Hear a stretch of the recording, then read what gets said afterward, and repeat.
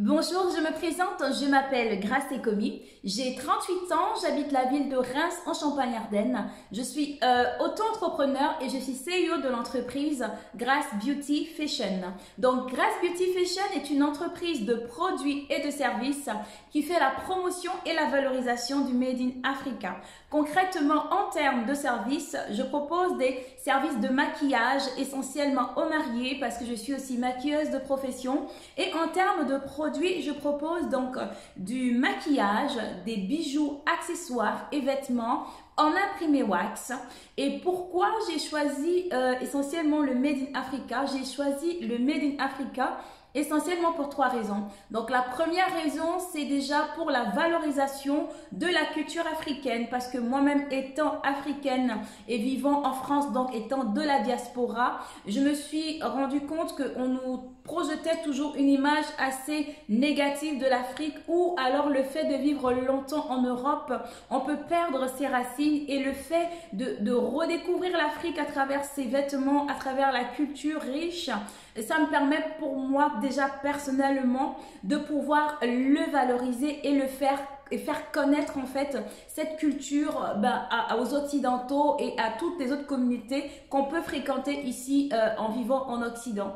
Le deuxième point pour lequel j'ai choisi le Made in Africa dans mon entreprise, c'est pour pouvoir transmettre cela également à la jeune génération, aux petits frères, aux petites sœurs qui sont nés peut-être en Occident, qui ne sont jamais allés en Afrique ou qui ont une faible culture africaine, pour apprendre à ces jeunes également à être fiers de leur continent, à pouvoir valoriser leur continent, vraiment ce souci de pouvoir transmettre la culture africaine. Et le troisième point, pourquoi j'ai opté pour le Made in Africa dans mon entreprise, c'est simplement parce que c'est un marché porteur.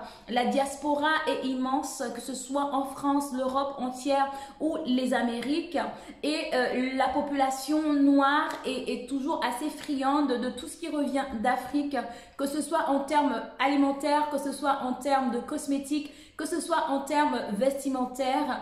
Et je me suis rendu compte vraiment que on en avait vraiment besoin de ça. Et la problématique en Occident, c'est que c'est des produits qu'on n'arrive pas souvent à avoir accès à ces produits. Pour la petite anecdote, lorsque j'ai commencé mon activité dans le maquillage et que je cherchais des marques de maquillage avec lesquelles pouvoir travailler, et je me suis rendu compte qu'il y avait pas mal de marques de maquillage qui étaient créées par des Africains, et combien de fois au niveau de la France notamment, ces produits n'étaient pas accessibles et n'étaient pas du tout connus. Et j'ai été vraiment émerveillée de la richesse des artisans, tant dans tout ce qui est textile, mais également dans tout ce qui est création de marques. J'étais stupéfaite qu'en Afrique, il y avait des marques de maquillage, alors qu'on a une très grosse diaspora. On se rue essentiellement dans tout ce qui est Sephora pour acheter des marques, d'ailleurs, ce que je ne condamne pas, mais pourquoi nos marques africaines créées par des Africains n'étaient pas assez valorisées? C'est pourquoi à travers mon entreprise, j'ai fait explicitement le choix de ne travailler qu'avec des entrepreneurs africains, d'avoir des fournisseurs qu'en Afrique, de prendre du maquillage créé que par des marques africaines, parce que je veux valoriser et faire connaître la culture. Nos artisans font du beau travail, nous avons de merveilleux créateurs, et c'est ça que je voulais vraiment transmettre au travers de ça et au travers de ce secteur porteur. Donc pourquoi je viens essentiellement devant vous, Black Finance Money?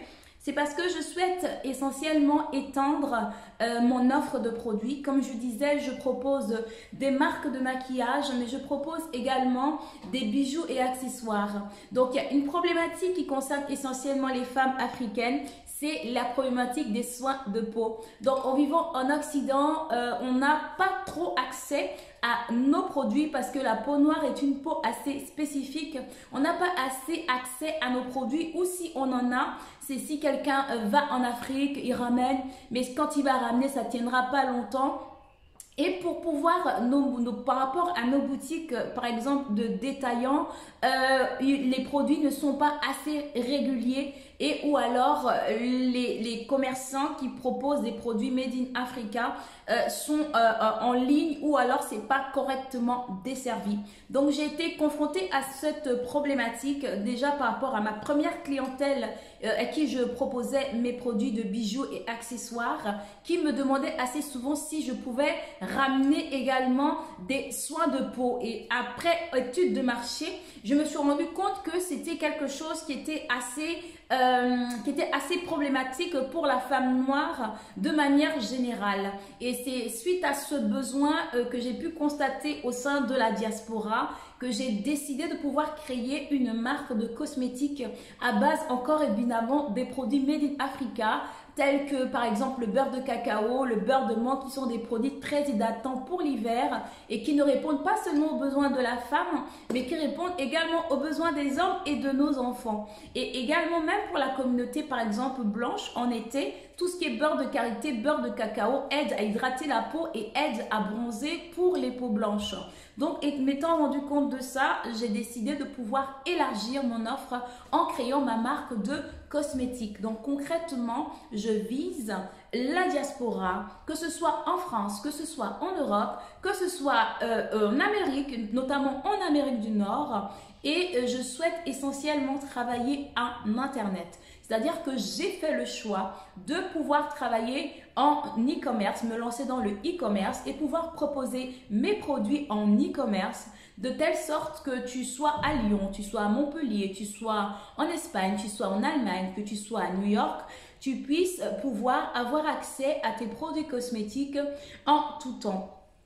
Et pour la petite histoire, lors de ma prospection, j'ai également fait la rencontre d'une autre africaine également qui se lance, mais essentiellement dans la logistique pour la communauté africaine, pour pouvoir proposer de pouvoir distribuer les produits de cosmétiques essentiellement partout dans l'Europe ou partout notamment en Amérique du Nord. Donc ma prestataire en termes de logistique également, c'est une africaine qui a décidé de créer son entreprise de logistique pour pouvoir livrer les marchandises un petit peu partout. Donc concrètement, si vraiment vous soutenez mon projet, ça permettra de pouvoir développer l'entreprise, pouvoir déjà commencer la fabrication des produits, parce que j'ai pu avoir des fournisseurs qui sont prêts à pouvoir transformer les produits pour moi, pouvoir tout ce qui est pouvoir au packaging, à l'emballage. En tant qu'auto-entrepreneur, donc je me suis déclarée en tant qu'import-export. Donc, je peux librement pouvoir importer mes produits ici en France et pour pouvoir les commercialiser. Donc, vraiment, si vous soutenez mon projet, ça va contribuer déjà au développement de l'entreprise, mais aussi à pouvoir continuer à pouvoir perpétrer, à pouvoir valoriser, à pouvoir répondre aux besoins de la communauté, que ce soit en France, que ce soit en Europe, que ce soit dans les Antilles, que ce soit aux États-Unis. Donc, c'est pourquoi je vous encourage vivement à soutenir mon projet, le projet de Grace Beautification, qui est un projet qui valorise essentiellement le Made in Africa.